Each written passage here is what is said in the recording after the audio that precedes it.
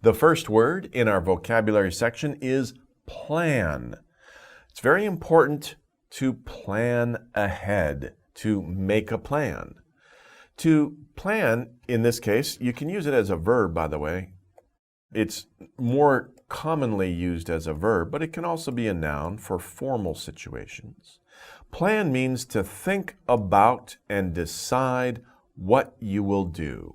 So let's plan something for the weekend. Let's plan for our future. Do you have any plans for tomorrow? Okay, that's a noun. But to plan means just to think about ahead of time and to make decisions before the events occur so that you have a good idea and you can kind of control the future that way. That's the whole idea behind planning for the future. Predict. Predict is to think about what will or might happen in the future. So you predict, you think about, it's very easy to predict things that are going to happen tomorrow or next week. It's more difficult to predict things that will happen next year. Of course, we can plan for these things, and that's what we should do. We should think, okay, what's going to happen tomorrow? I have a test, right? So can I predict, will I do well on the test, or am I going to do poorly on the test? So plan ahead, study, study today, study tonight and in the morning tomorrow, and then you will be prepared for the test tomorrow. So you can predict what will happen in the future. Of course, we can't predict 100%, right? But we can plan ahead and we can think about what will happen. Next, we have give up. Now, give up is actually a good skill to have. Sometimes you have to give things up. You have to make good choices.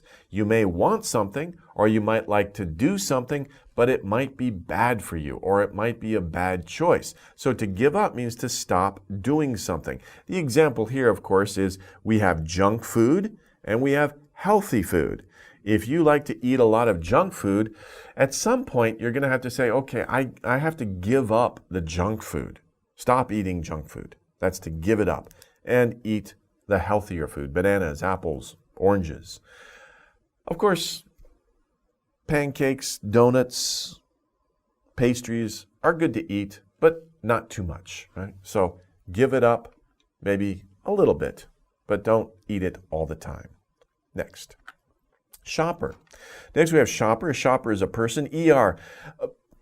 We form nouns with ER to talk about people who do things, right? People who shop are called shoppers. So if you have a verb, which is to shop, to go to the store and buy something, and you make it into a noun that describes a person who does this, just add ER. Shopper, of course, is a person who buys things from a shop. We are all shoppers at some time in our lives.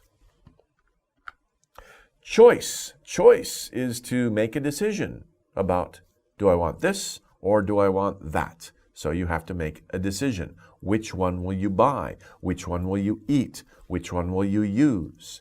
Choosing one thing from among other things. And it's, of course, it's not just two things. That's a simple example. Sometimes it could be, 10, 20 different things. You go into a supermarket, there's 20 different brands of milk.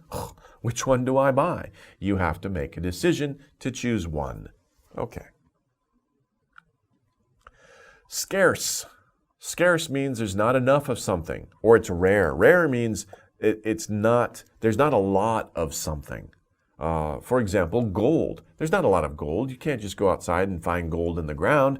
Gold is very rare. It is scarce. That's one of the reasons why it is so valuable.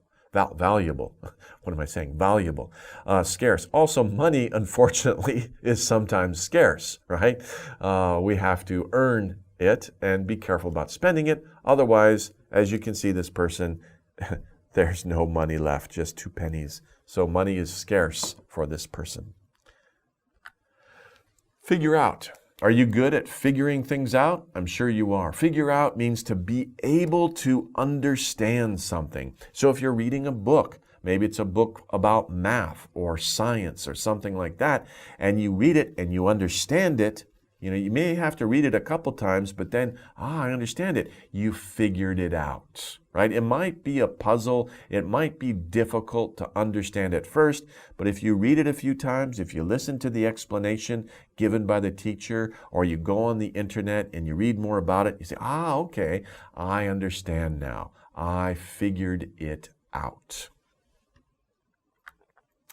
Put aside. Put aside means to save something for later. And this is a good example, right? This person has some money. Now, they could spend that money now. Hey, let's go out to the movies. Let's buy some popcorn. Let's buy some junk food. Let's buy a new bike or a new toy or a new game that I want to play. You could spend that money now, or you could put it aside for the future, right? It says now is here and the future is later, right? So you put it aside. You save it for later. Okay. Those are our words for the vocabulary section.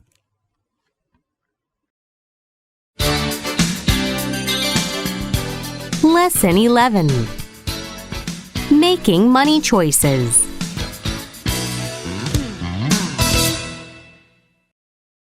Plan. To think about and decide what you will do. Predict.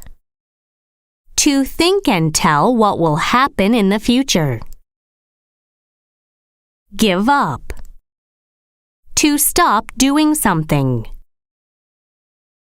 Shopper. A person who buys things from a shop. Choice. Choosing one thing from among other things. Scarce. Not enough. Rare. Figure out. To be able to understand something. Put aside. To save something for later.